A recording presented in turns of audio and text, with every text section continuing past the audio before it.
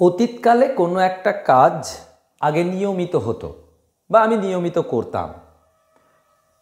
অতীতকালে কোনো একটা কাজ মাঝে মাঝে করতাম, আর অতীতকালে করতাম না কিন্তু এখন সেটা প্রতিনিয়ত করি। এই তিন ধরনের বাক্যকে কিভাবে ইংরেজিতে সহজে ট্রান্সলেট করতে হয় আমরা তিনটে স্ট্রাকচারের মাধ্যমে শিখে নেব, যেটা খুবই সহজ। ওয়েলকাম টু দাদার ক্লাস ঘর। চলো, প্রথম বাক্যটা কি আছে?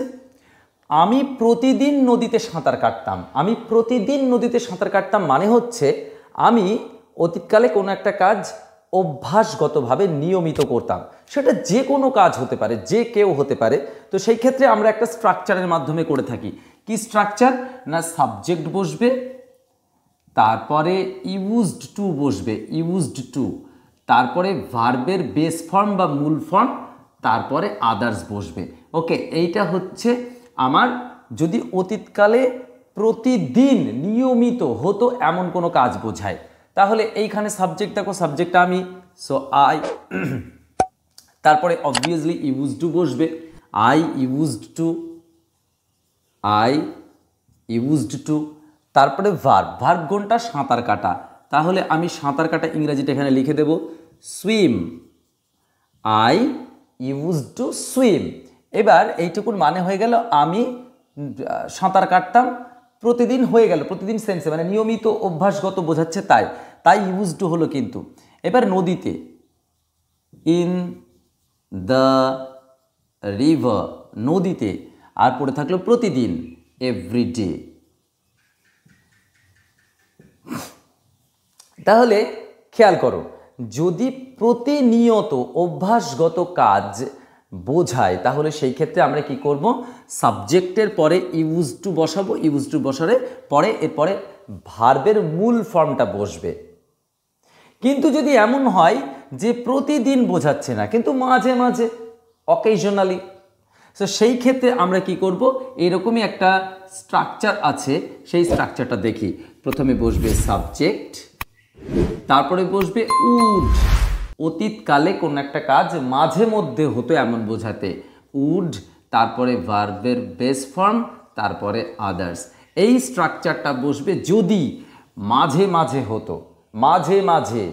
ওকে, তো দেখে নিই আমরা সেমভাবে, I would, I would swim, I would swim. এটা দেখো, আই ইউজ টু সুইম, এটার মানে আমি প্রতিদিন সাঁতার কাটতাম, আর আই উড সুইম আমি সাঁতার কাটতাম কিন্তু প্রতিদিন না, মাঝে মাঝে। তাহলে I would swim in the river, in the river occasionally. Okay, occasionally মানে মাঝে মাঝে, মাঝে মাঝে আমি নদীতে সাঁতার কাটতাম। এরপরে হচ্ছে আমি আগে সাঁতার কাটতাম না কিন্তু এখন আমি সাঁতার কাটি, মানে বর্তমানে আমি এখন সাঁতার কাটতে পারি, আগে কাটতে পারতাম না, আগে এটা করতাম না কিন্তু এখন আমি পারি। তো সেই ক্ষেত্রে একটা প্যাটার্ন আছে, সেইটা আমরা জানবো। যদি আগে পারতাম না কিন্তু এখন পারি, কিন্তু এখন কোনো একটা কাজে আমি অভ্যস্ত হয়ে উঠেছি, কোনো একটা কাজকে আমি এখন করতে শিখেছি, সেই ক্ষেত্রে কিন্তু একটা প্যাটার্ন আছে। সেই প্যাটার্নটা একটু দেখে নিই। সেটা কি না, প্রথমে বসবে সাবজেক্ট, সাবজেক্টের পরে তুমি হয় বি ভার্ব বসাতে পারো, বি ভার্ব, আর নয় তো গেট, যে কোনো একটা ইউজ করতে পারো, হয় বি ভার্ব নয় গেট ইউজ করতে পারো। তারপরে ইউজড টু, তারপরে কিন্তু ভার্বের সাথে আইএনজি হবে, এই ভার্বের সাথে আইএনজি হলে V4 বলে, যাই হোক।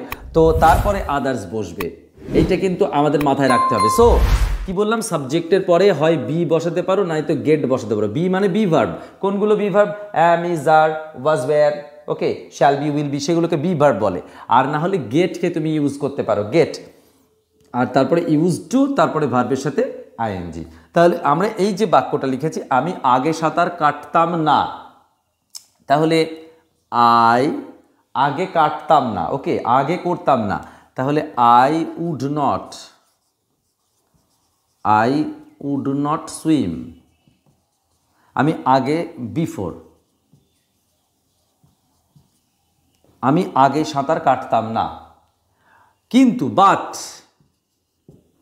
আমি এখন সাঁতার কাটি, তাহলে এটা কিন্তু এখন সাঁতার কাটি মানে অভ্যস্ত হয়েছি, সাঁতার কাটতে অভ্যস্ত হয়েছি, এই সেন্সে কিন্তু আমি এখন সাঁতার কাটতে পারি বা সাঁতার কাটতে অভ্যস্ত হয়েছি, মাথায় রাখবে কিন্তু এখন করতে অভ্যস্ত হয়েছি এইরকম সেন্স বোঝাবে। তাহলে বাট এইবার সাবজেক্ট কোনটা দেখো, এখন প্রতিদিন সাঁতার কাটি, তার মানে এখানে সাবজেক্ট হচ্ছে আই, বাট আই। এবার কি বসাবো, হয় অ্যাম বসাবো নাই গেট বসাবো, যে কোনো একটা। যদি অ্যাম বসাই তাহলে আই অ্যাম ইউজড টু, আর যদি গেট বসাই তাহলে I get used to, I get used to. কি না ভার্বের সাথে আইএনজি, তাহলে সাঁতার কাটা swimming, I get used to swimming, okay, everyday. যেমন অনেকে বলে যে আমি আগে একা থাকতে পারতাম না কিন্তু এখন থাকতে পারি, এখন থাকতে অভ্যস্ত হয়েছি, তার মানে তা সেক্ষেত্রে কী হবে, I get use to living alone, I get use to living alone.